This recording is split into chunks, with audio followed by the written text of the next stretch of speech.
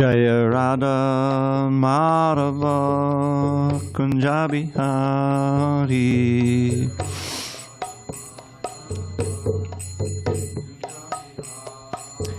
Jaya Radha Madhava Kunja Bihari. Kunja Bihari. Gopi Jana Vallabha Girivaradhari.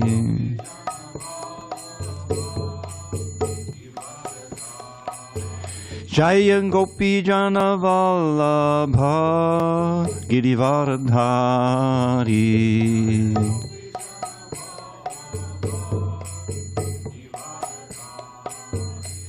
Yashodanandana Bhajana Ranjana. Yashodanandana Bhajana Ranjana. Yamuna Tira Vanachari. Yamuna Tira Vanachari.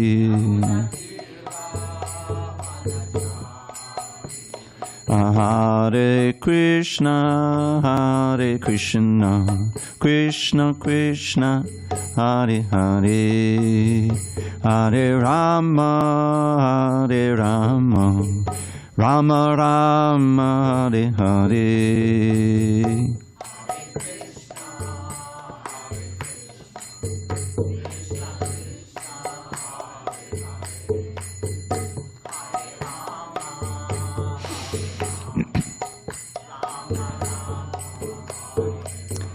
Hare Krishna, Hare Krishna, Krishna Krishna, Hare Hare, Hare Rama, Hare Rama, Rama Rama, Hare Hare.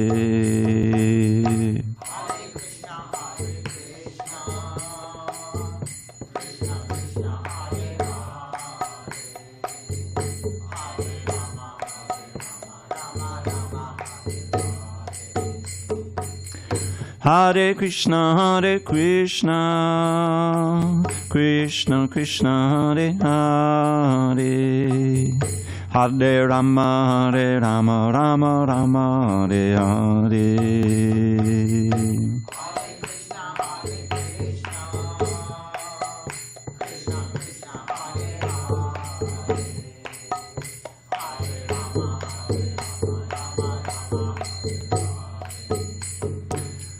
Jaya Radha Madhava Kunja Bihari.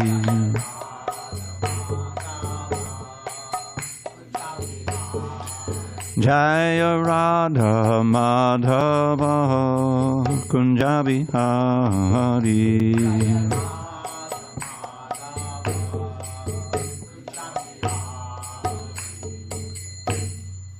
Jai Om Vishnupad Paramahansa Paravajikacharya Ashtotar that Sri Srimad, His Divine Grace Srila A.C. Bhaktivedanta Swami Prabhupada Ki Jai. ISKCON BBT Founder Acharya Srila Prabhupada Ki Jai. Jai Om Vishnupad Paramahansa Paravajikacharya Ashtotar that Sri Srimad, His Divine Grace Srila Bhakti Siddhanta Saraswati Thakur Ki Jai. Ananta Koti Vaishnavinda Ki Jai. Namacharya Srila Haridas Thakur Ki Jai. Srimad Bhagavad Gita Ki Jai. Samaveda Bhaktivinoda Ki Jai. All glories to the assembled devotees. All glories to the assembled devotees. All glories to the assembled devotees. All glories to Shri Guru and Gauranga. Om Namo Bhagavate Vasudevaya. Om Namo Bhagavate Vasudevaya. Om Namo Bhagavate Vasudevaya.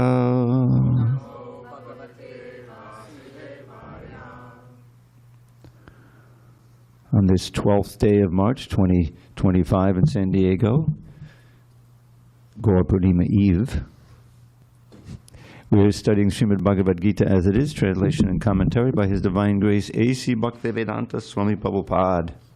And we are in chapter 2, contents of the Gita summarized. Text number 8 on bottom of page 71.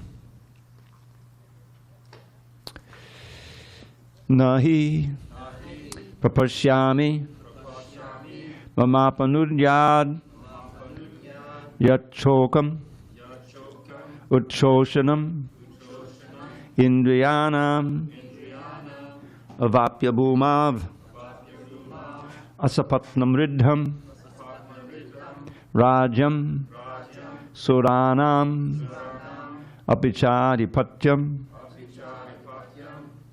nahi prapashyami mamapanuryad yachokam indriyanam avapya bhuma vasapatnam riddham rajam suranam apicharipatyam nahi prapashyami mamapanuryad yachokam indriyanam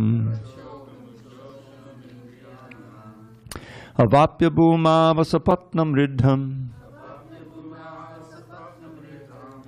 rajam suranam apicharipatyam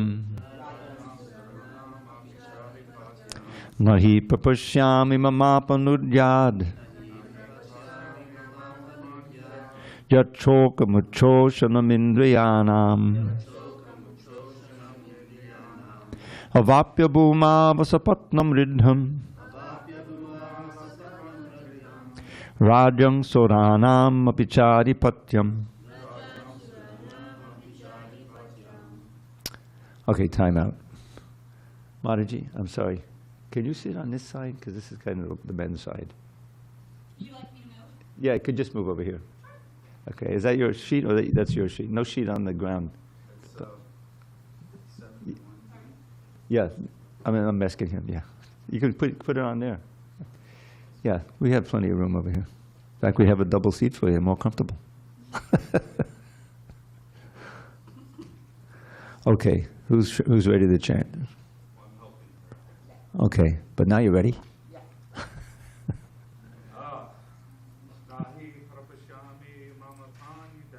Nahi papashyami mamapanuryad yachokam indriyanam avapya bhuma asapatnam riddham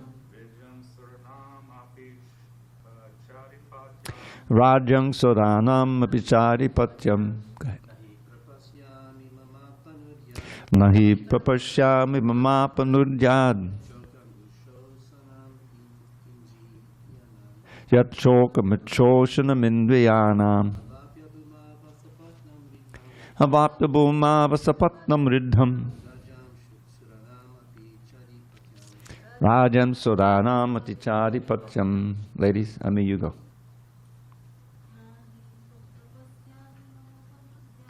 Nahi papashyami mamapanuryad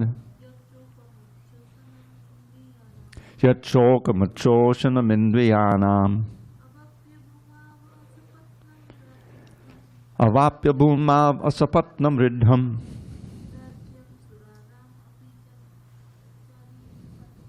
rajam suranam adicharipatyam. Antonella.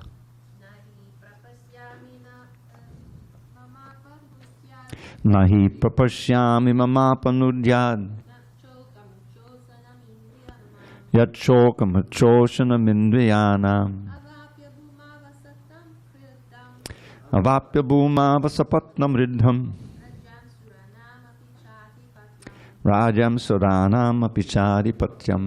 Anyone online? Okay. All right, I'll read the word by words. You can just read along.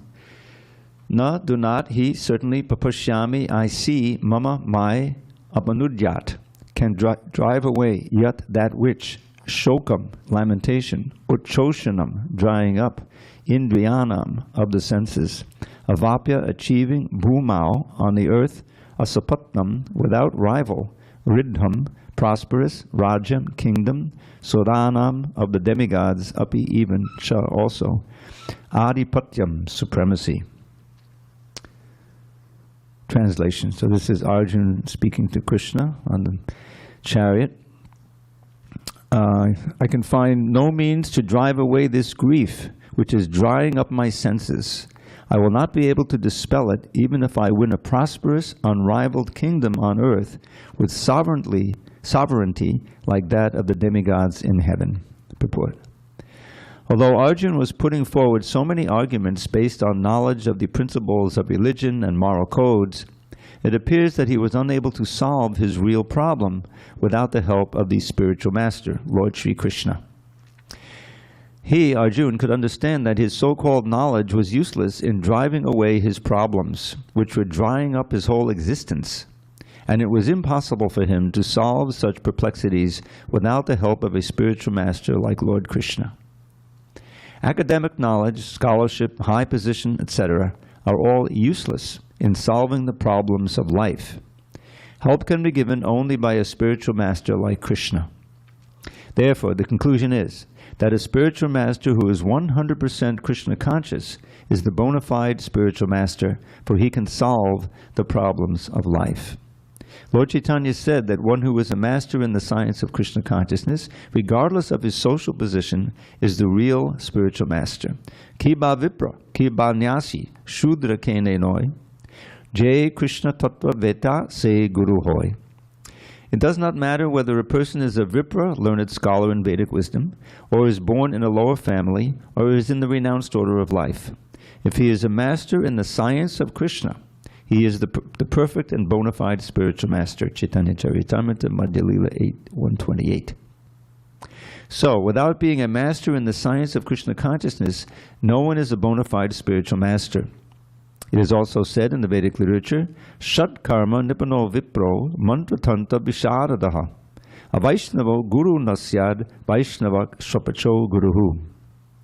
A scholarly Brahmin, expert in all subjects of Vedic knowledge, is unfit to become a spiritual master without being a Vaishnav, devotee of Krishna, or expert in the science of Krishna consciousness. But a person born in a family of a lower caste can become a spiritual master if he is a Vaishnav or Krishna conscious. Padma Puran. The problems of material existence, birth, old age, disease, and death, cannot be counteracted by an accumulation of wealth and economic development. In many parts of the world, there are states which are replete with all facilities of life, which are full of wealth and economically developed. Yet the problems of material existence are still present. They are seeking peace in different ways, but they can achieve real happiness only if they consult Krishna or the Bhagavad Gita and Srimad Bhagavatam, which constitute the science of Krishna, through the bona fide representative of Krishna, the man in Krishna consciousness. If economic development and material comforts could drive away one's lamentations for family, social, national, or international inebrieties — inebrieties means negativities, things which bring you suffering — then Arjuna would not have said that even an unrivaled kingdom on earth, or supremacy like that of the demigods in the heavenly planets, would be unable to drive away his lamentations. He sought, therefore, refuge in Krishna consciousness, and that is the right path for peace and harmony. Economic development or supremacy over the world can be finished at any moment by the cataclysms of material nature. Even elevation into a higher planetary situation, as men are now seeking on the moon planet, can also be finished in one stroke. The Bhagavad Gita confirms this. Chine punye martyalokam vishanti. When the results of pious activities are finished, one falls down again from the peak of happiness to the lowest status of life. Close quote. Many politicians of the world have fallen down in that way. Such downfalls only constitute more causes for lamentation. Therefore, if we want to curb lamentation for good, then we have to take shelter of Krishna, as Arjuna is seeking to do. So Arjuna asked Krishna to solve his problem definitely, and that is the way of Krishna consciousness. Om Jnana Timirandasya Jnananjana Shalakaya Chakshur Unmilitam Mena Tasmai Shri Gurave Namaha. I was born in the darkest of ignorance, but my spiritual master Srila Prabhupada opened my eyes with the torchlight of knowledge. I offer my humble obeisance unto him and all members of Sri Parampara. So, Arjun, that's the last of Arjun's argument about why he shouldn't have to fight in this battle. And we should always remember that this whole thing has been engineered by Krishna. Arjun is a very intimate servant of Krishna. He's in this position of a friend, which is very exalted. And that means birth after birth. In the 4th chapter, Krishna will say that I spoke this same science of Bhagavad Gita to the sun god millions of years ago. And Arjun says, how could that be? We're contemporaries. We grew up together. We're the same age. And that doesn't compute. And Krishna simply says at that point, I was there. I had taken many births in this world, but I remember them all, and you cannot. Arjun was also there for the sun god speaking, but he couldn't remember. Just like we can't remember our previous verse. Maybe someone in this room can. Does anyone remember his previous birth? No. So, but there was a previous birth. That will become clear in this chapter. This is the basic foundation of spiritual understanding rests on this understanding that we are spirit, not matter. That we are not these bodies. And this is a revolutionary in a society like this. Who doesn't identify with their body? So much problem that the color of the body. You know, racism, sexism, alienism. You know, oh, you're an alien. What is it? Immigrant, right? Get out. Why do you think the avocados cost $3.50 now at Sprouts?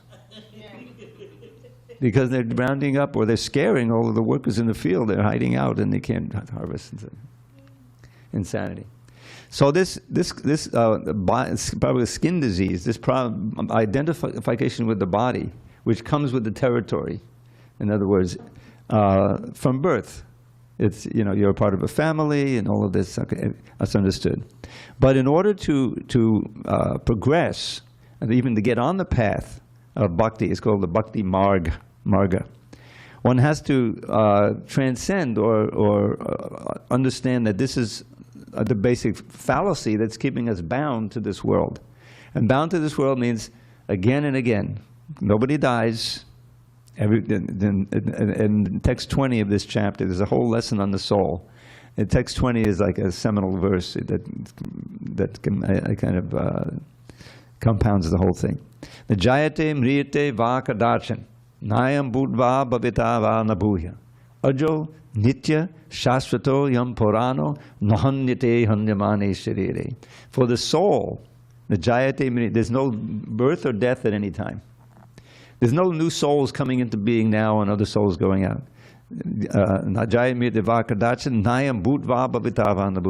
We are unborn, eternal, ever-existing, and primeval. And those qualifications can also be applied to Krishna. We have those same qualities of Krishna. He is also unborn, eternal, ever-existing.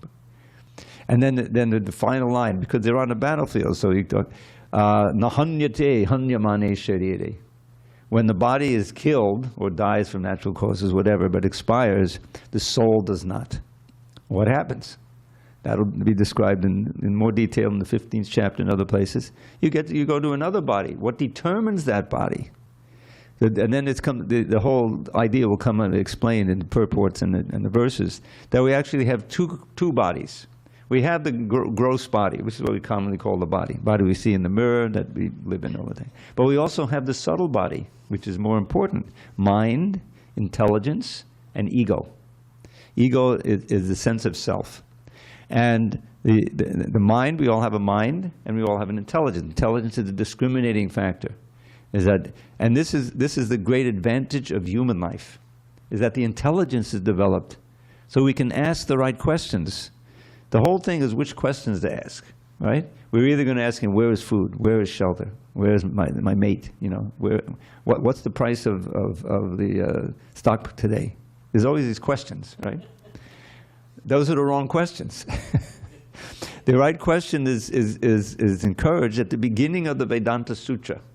Now, sutras are these aphorisms. They're little phrases that need explanation. But Vedanta is the key word. It's not an accident that Prabhupada's name, his initiated name, is Bhakti Vedanta. Vedanta is made of two words, Veda and Anta. Anta means end or supreme. The supreme knowledge culminates in bhakti, loving devotional service to God. That's what the word Bhakti Vedanta means. So the Vedanta Sutra, a book of aphorisms written by Vyasa, after he'd written all the other books, except for Srimad Bhagavatam, he wrote this book as a compendium of the essence of the Vedic spiritual knowledge. You're not going to find about Ayurveda there. That's also Vedic knowledge. Or Dhanurveda, the knowledge of fighting. Or Jyotirveda, astrology. There's all these other Vedas. But this is all after he wrote all of those. He wrote these two books, Vedanta Sutra, and finally Srimad Bhagavatam.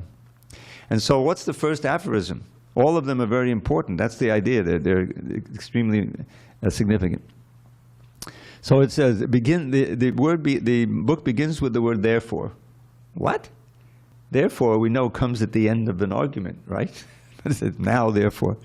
Atato Brahma Jigyasa. Now that word Jigyasa means inquisitive. It's imperative. You should be inquisitive. Into what? Brahman. What is that Brahman? That's answered in the next verse, next sutra. Janma Yasya Yataha. It's made of, Janma is birth. Adi means etc.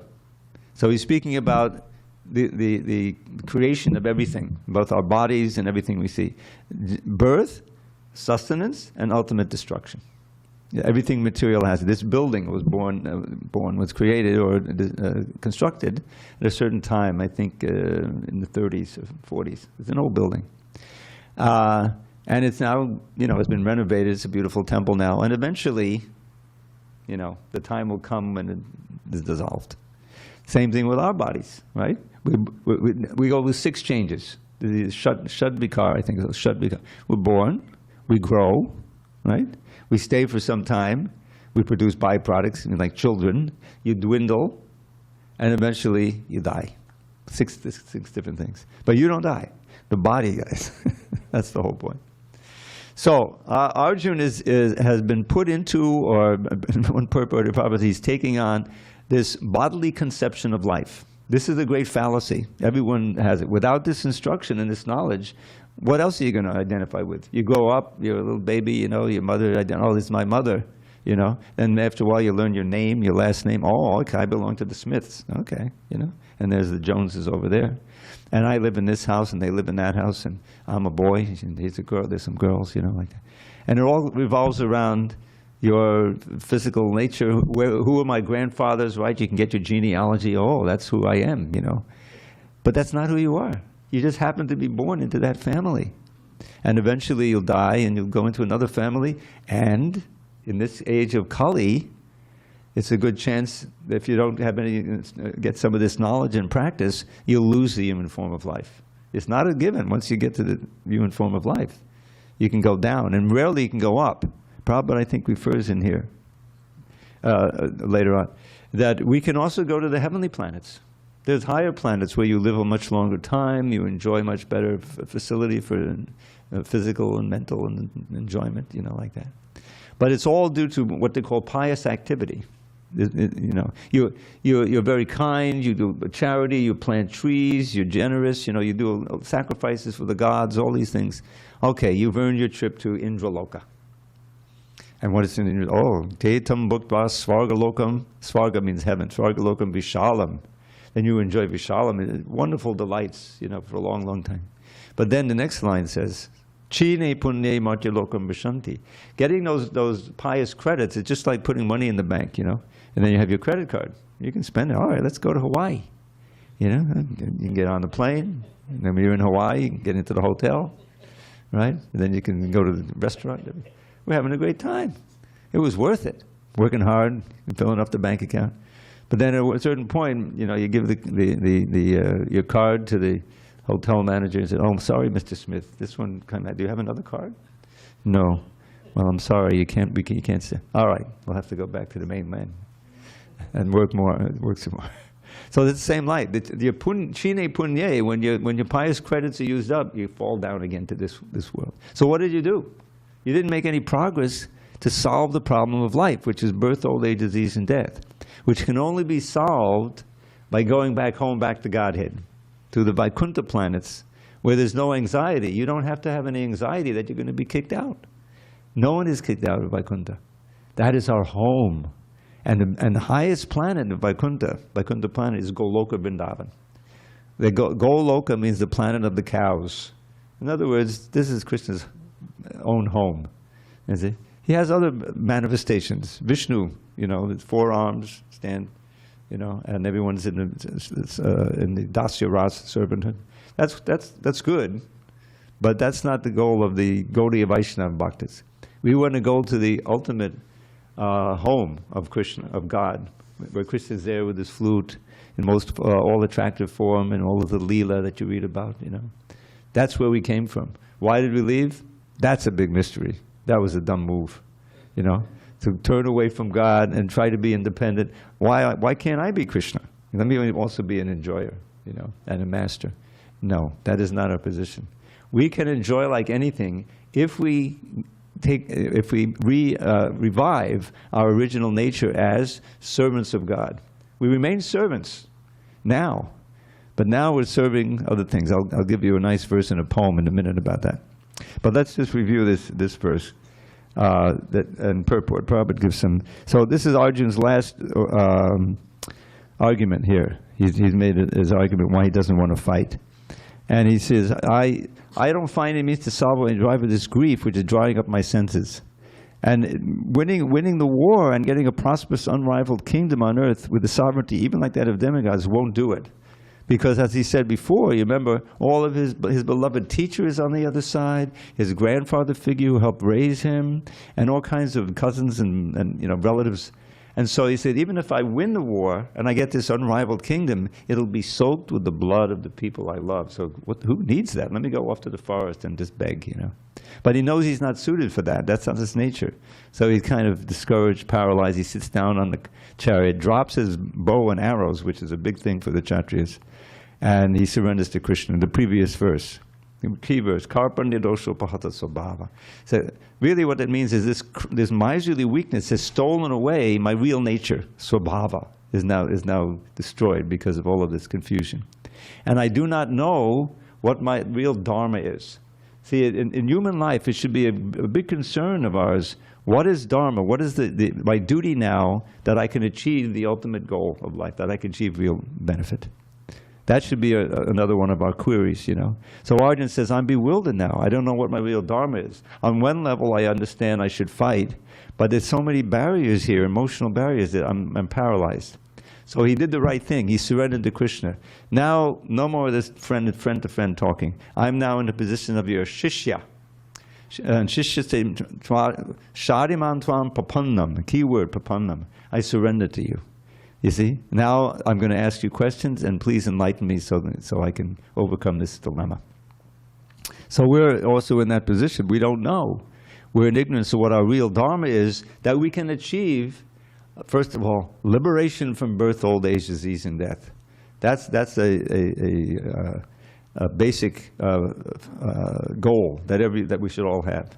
But what the wonderful thing about bhakti is that if you really advance in it, you become unconcerned about that. You already feel liberated even in this life.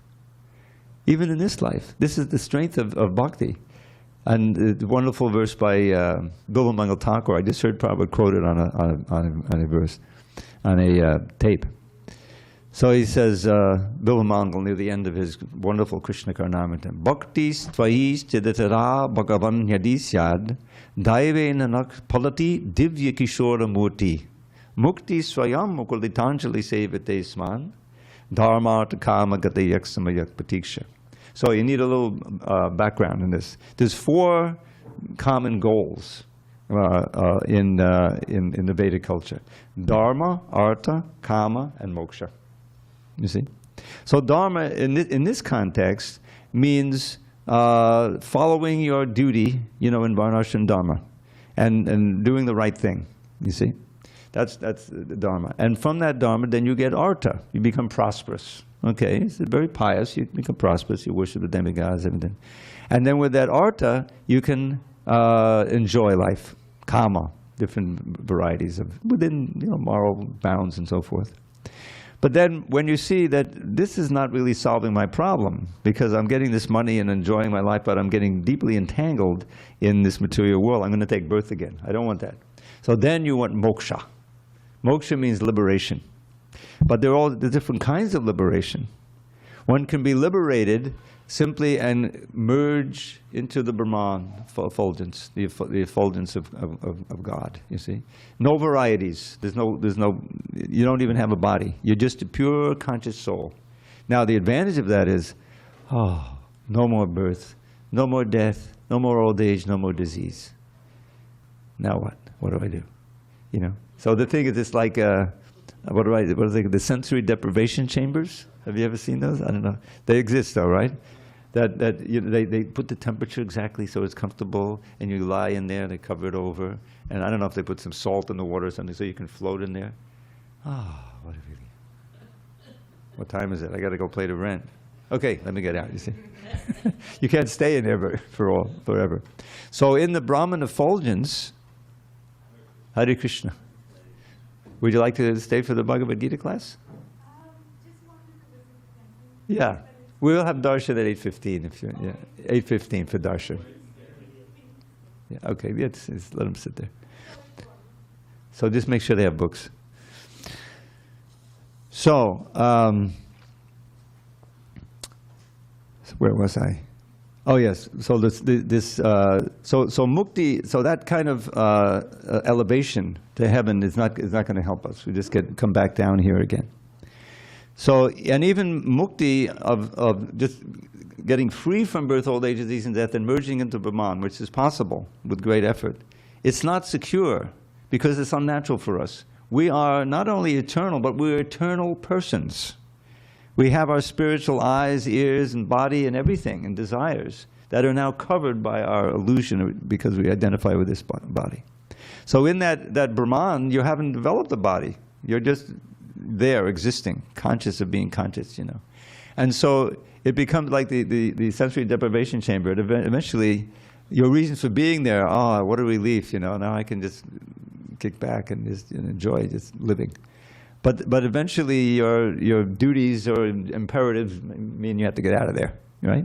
So similarly, because those who merge into Brahman, they're averse to serving the lotus feet of Krishna. They don't have an engagement. Eventually they fall down, even from there. At least let me be with somebody. I don't care if I have to take birth again, it's just too boring up there. It's driving me nuts, just being in the bright light like that, maybe. Anyway, so that's not going to work.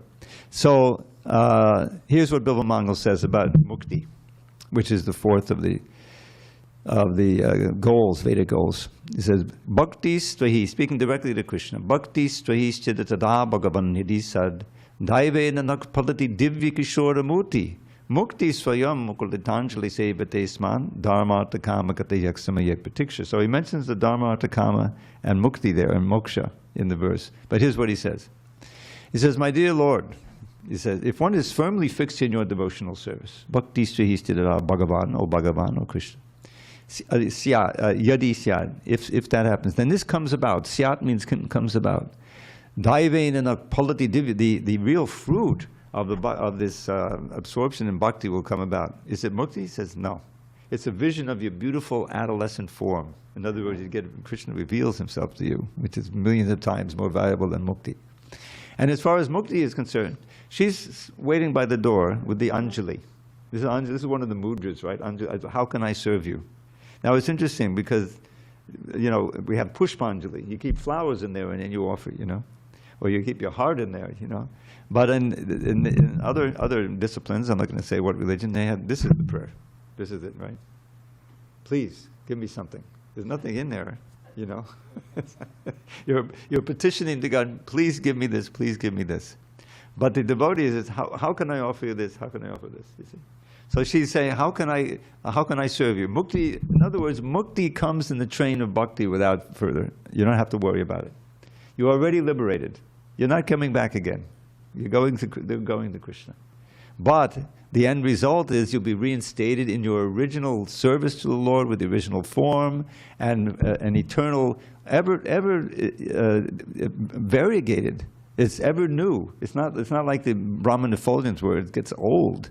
You know, I've seen this white light a million times now. I'm sick of it already. Let me go down. No, every day is fresh, new Leela, you see, very imaginative in one of the rasas, as a servant or as a friend or as a parent or a lover of Krishna. You see, that's what's going on. That's reality. All of this is a reflection. You see, the love is there, relationships we have. Okay, we have friends, you know, but then I had my best friend when I was 7, 8. You know, then he moved away. Oh, what happened to Randy? I even remember his name. You know, you know, that's what happens. Even you know, so many really important relationships, children with your wife and husband, eventually they end, just by the force of time. So this asat means it's not permanent. This is the source of great anxiety. But everything there is Satchit Ananda. It's eternal, full of knowledge, full of bliss. And we get the testimony from greatly realized souls. This is why this Bhagavad Gita is so valuable, because the commentary, it's not only Krishna's words which are invaluable, but the commentary of someone who's realized Krishna. You know, this is why this Bhagavad Gita as it is so widely read. And as we go on, we'll see, you know, Prabhupada is giving. And also, Prabhupada, if you see at the very beginning of this book, he dedicates it to Baladev Vidyabhushan, who, you know, the name was given, the Vidyabhushan part was given to him with the decoration of knowledge. In other words, very learned. So, and he was in our line, a disciple of Vishwanath Chakravarti Thakur. And he wrote his commentary on the Vedanta Sutra, which the whole story behind that I won't tell, but he felt that Govinda was writing it through him. And so he called it the Govinda Bhashya, you know, and very important. But he also wrote a commentary on the Bhagavad Gita, which Prabhupada consulted when he wrote his comments here. And he sometimes quotes him. So we're in very good hands here. So let's just go through this purport. It's some very important quotes here. So Arjuna, he understood that even though he was putting off so many arguments, it wasn't solving his problem, you know. Because he had this insoluble conflict between what he knew was the right thing to do, his dharma, you know, which is to be a fighter and fight in the battle, and his emotions, which were that, oh, I love Bhishma Dev and Dronacharya so much, my teacher and my grandfather, you know, how can I kill them, you know? So this was the conflict between the bodily concept of life and his sense of duty, you know.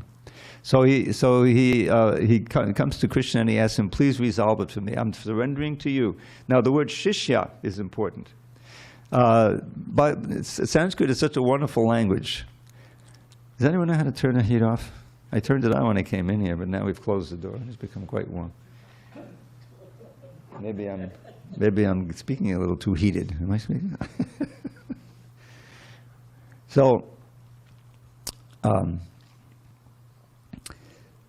in that previous verse, he surrenders to Krishna, and the word shishya is important. So each of these Sanskrit words have a root. Those are little nodal. Like for instance, the word dharma, the root is dri. This is one syllable thing, dri, which means that's to sustain. And you know what the root of the word dhari is? The same, dri, to sustain. Giridhari, he's holding up the hill. You see? So the root of shishya is this word shash, which means to be controlled. So a shishya is someone who agrees to be controlled by the guru. He's getting instruction on what to do, what not to do in his life. There's great faith and trust in this bona fide guru. And so he can lead us back. Now, there's two other words that are very famous. Some of you know these words. Some of you know one of the words, Shastra. You know, that Shastra is the scripture. We agree to be controlled or to be instructed by Shastra, what to do, what not to do. Sometimes it's a challenge. I really want to do it, but no, Shastra says, no, I got to give it up. Sometimes I really don't want to do it. Shastra says, you must. Okay, I'll do it. So that's Shastra. And the word Shastra. This is why those diacritics are so important. The difference between Shastra and Shastra. Who knows the difference? You know. Shastra is a weapon. That's the bow and arrows or the sword and so forth. You'll be controlled if the enemy has you, you know, do what I say. You know. So that's the Shastra. And so we want to be Shishyas who follow the Shastra, you see. Yes? There's the English word shush, right? Yes. Shush. That's a little different, I think. Let's not go there right now. So Arjuna has agreed to, he's pleading for Krishna to instruct him and to dispel his ignorance. And we should follow in the same footsteps, you know. Now we've been through the introduction. How will Krishna, what will he say in order to enlighten Arjuna and move him forward on the path? And it's very important. So then there's, here, just these two verses. Kiba vibra kiba nasi shuddha kenino. This is a verse spoken by Lord Chaitanya to Ramananda Roy. Ramananda Roy was a very, very advanced devotee who happened to also be in the government. He was a government worker, but still he was extremely advanced in devotion. And so Lord Chaitanya took the role of a student, you see, and asking questions of Ramananda Roy. Ramananda Roy was a little reluctant to take the role of a guru before Lord Chaitanya because he knew he was God. You know, so you can imagine. But here, this verse was spoken by Lord Chaitanya to encourage Ramananda Roy. Don't worry, everything is all right. Kiba vipra kiba nata shuddha kenino. He said, whether one is a vipra, a learned Brahmin, or a sannyasi, or even a shudra, a manual worker, if he knows the science of Krishna truthfully, then he can be a guru. Then he can be, you see. And this is a central tenet of Lord Chaitanya's movement. This is why I'm sitting here. You know, I wasn't born in a Brahmin family. I wasn't born in a Vaishya family. I wasn't born in a Kshatriya family. Barely qualified in the Shudra family. You know, though, what business do I have sitting here and giving Bhagavad Gita class? You know, well, because this is the guiding principle here. Lord Chaitanya is giving it. This is why anyone can chant. You know, come and chant. You can't go and chant Vedic mantras. You know, there's a very strong thing, unless you're a Brahmin, right? But anyone can chant Hare Krishna. You know, you can even chant in the bathroom. I don't recommend you make a point of it, but it's not no restrictive. There's no hard and fast rules. Don't chant anything else. You can chant Hare Krishna. So this is an important verse that kind of is foundational for this movement. Prabhupada came to America. He knew he's not going to find a bunch of Brahmins over there, but he might find some people who are receptive to the message. And after a year of searching, you know, in New York City, he found that group. And sure enough, if they took up the chanting of Hare Krishna and they were willing to follow the instructions, the do's and don'ts, then they also advanced and they helped him to spread the movement all over the world. And then, there's another verse here, very important. Shat karma nipna vibra. If someone is a learned Brahmin, but he's not a Vaishnava, you know, he's mantra tanta visharada, he has shat karma, these 6 things. They perform sacrifices, teach sacrifices, they study, become learned, and teach others, and like that. Then, but he's not a Vaishnava, can't be a guru. But even if it's a shrapacha, you know what a shrapacha is. I know over here we got it. Anyone remember what a shrapacha means? Pacha means to cook. Dog. If you cook them, you're going to eat them. So it's implied, yeah, shrapacha. So that's a very low person. But if one was a shrapacha and you became a devotee, of course you have to give that up. But you can become a guru if you become learned in the science of bhakti. So that's Vaishnava. So these verses are important. So if there's no discussion on this verse, we'll go on, and now Krishna will begin to speak in a couple of verses here. Sanjaya vacha eva mukta rishikesham gurakesha parantapaha nayotsya iti govindam uktva tushnim babuvaha. Sanjay said, now he's speaking to Dhritarashtra at a distance and by mystic television, he's seeing everything. Having spoken thus, Arjuna, chastiser of enemies, told Krishna, Govinda, I shall not fight, and fell silent. Purport, Dhritarashtra must have been very glad to understand. So Dhritarashtra is the father of the Kurus, and his sons are on one side of the battle. Dhritarashtra must have been very glad to understand that Arjuna was not going to fight and was instead leaving the battlefield for the begging profession. But Sanjaya disappointed him again in relating that Arjuna was competent to kill his enemies, parantapaha. Although Arjuna was, for the time being, overwhelmed with false grief due to family affection, he surrendered unto Krishna, the supreme spiritual master, as a disciple. This indicated that he would soon be free from the false lamentation resulting from family affection and would be enlightened with perfect knowledge of self-realization, or Krishna consciousness, and would then surely fight. Thus Dhritarashtra's joy would be frustrated, since Arjuna would be enlightened by Krishna and would fight to the end. Text 10. Tamavacha Rishikesha Prahasan Iva Bharata Senayoru Viho Madhye Vishidandamidam Vachaha. All right, so I'm gonna. There's a little revision in this translation, so don't freak out if I make a change here. O descendant of Bharat, at that time Krishna, smiling between the two armies, spoke the following words to the grief-stricken Arjuna. Purport. The talk was going on between intimate friends, namely the Rishikesh and the Gudakesh. As friends, both of them were on the same level, but one of them voluntarily became a student of the other. Krishna was smiling because a friend had chosen to become a disciple. As Lord of all, he is always in the superior position as the master of everyone. And yet the Lord agrees to be a friend, a son, or a lover for a devotee who wants him in such a role. But when he was accepted as the master, he at once assumed the role and talked with the disciple like the master, with gravity, as it is required. It appears that the talk between this master and the disciple was openly exchanged in the presence of both armies, so that all were benefited. So the talks of the Bhagavad Gita are not for any particular person, society, or community, for they are for all, and friends or enemies are equally entitled to hear them. So Krishna will now speak, and before we read the next verse, I'm going to put, it's cold in here now. See, I'm totally on the bodily concept of life. At my age, I try to avoid even colds. Oh boy. Okay, sorry about this. Maybe I'm not going to put on this.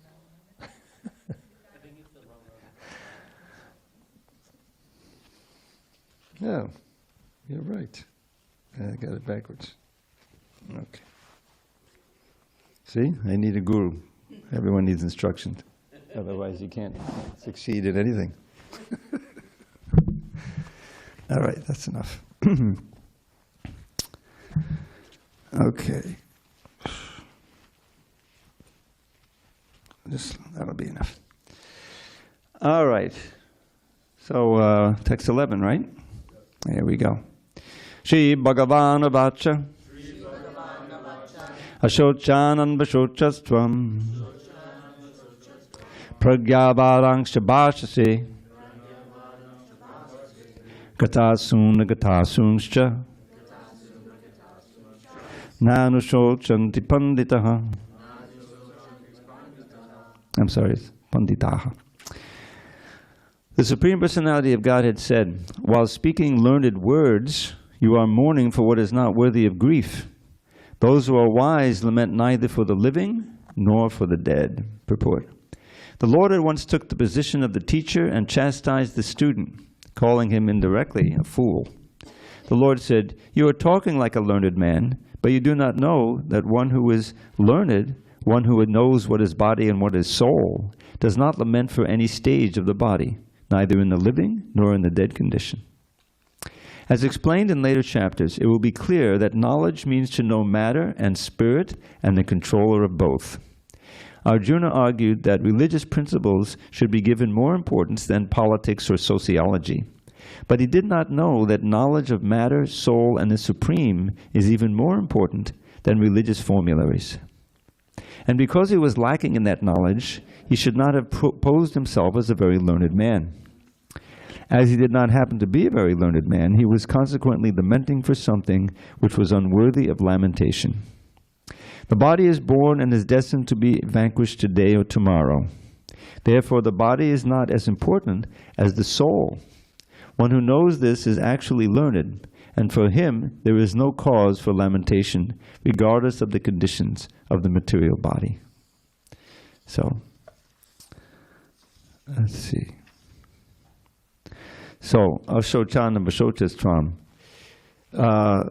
So Krishna takes the role of the guru now, and he's not mincing any words. And this is something actually that spiritual masters' function is sometimes to speak very strong words in order to.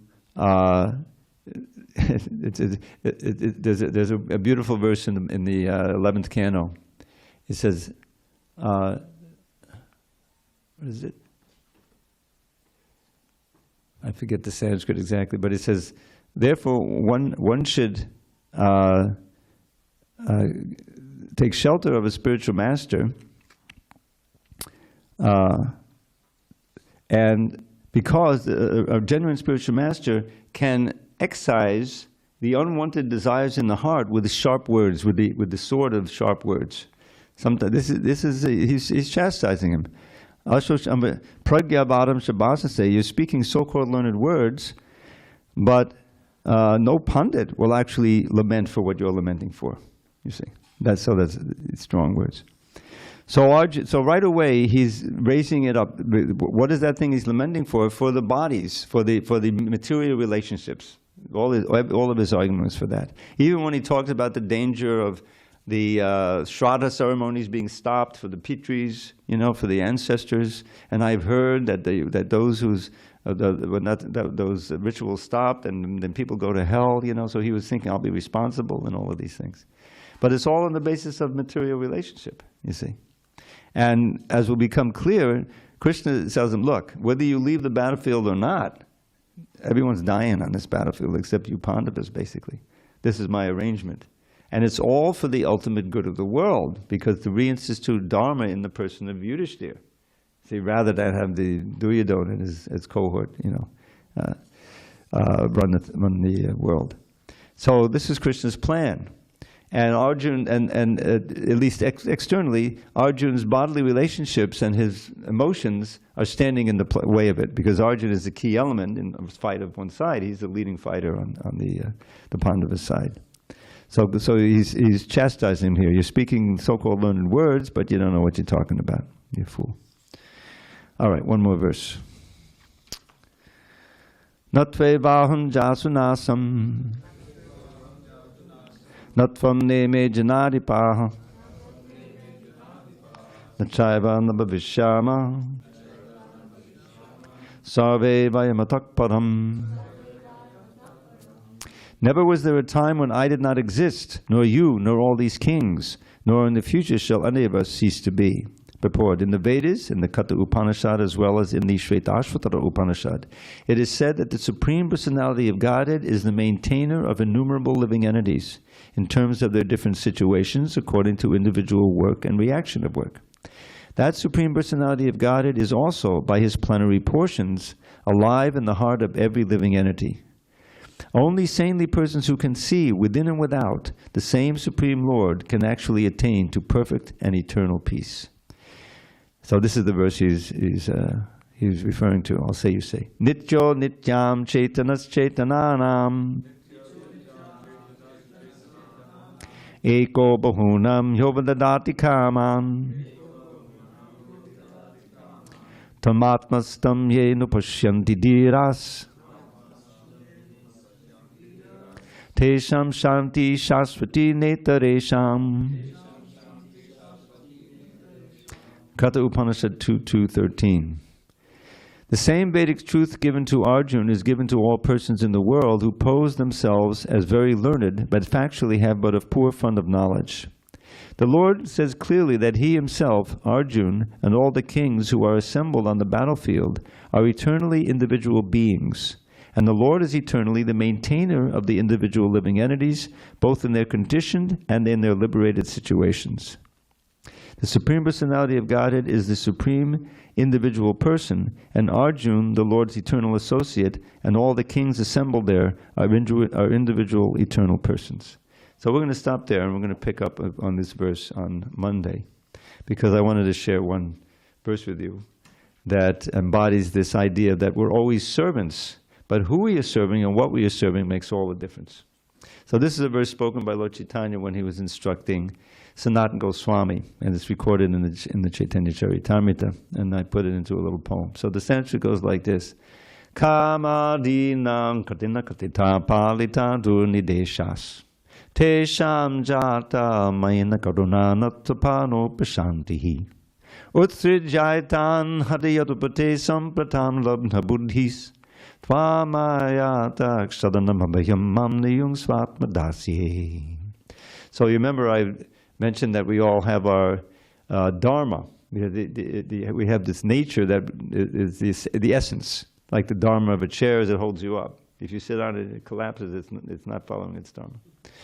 So our dharma is to serve, and now this is we have to change. Our perfection is changing who and what we serve. So this verse expresses that. In how many ways have I sought to obey the seductive demands of my wicked desires? They've shown me no mercy, and on I've gone shamelessly trying to quench lust's unquenchable fires. But now I'm rejecting those hellish desires, for my higher intelligence now has awoken. O Krishna, O shelter of fearlessness, please let me serve you with faith that will never be broken. So serving we must. All of us have been breathing in here, right? Otherwise we would have keeled over a long time ago. So we've been serving our lungs, the need for it. When in the pandemic was, oh my God, you know, this basic principle of breathing, is not a given. I have to put the mask on if I go to Sprouts, and maybe who knows what, you know. So that service is going on, and we're constantly doing that, right? We're serving our stomach because we're hungry. We're serving our children because they need this, they need that, all this stuff. So that service. So now he's saying, lust, anger, greed, illusion. I'm serving them, but now I'm rejecting them. For my intelligence has awoken by reading Bhagavad Gita and hearing words from the realized souls. You see. So now with that intelligence, without delay, now let me serve you. You see, with those very senses that I was trying to serve, you see. And in that way, I will move along the path back to Godhead. So this is a very nice verse. And Lord Chaitanya quoted this verse when he began his instruction on the practice of devotional service to Sanatana Goswami in the Madhya Lila. Okay, so it's time for Artik. All glories to Srila Prabhupada. Thank you for coming.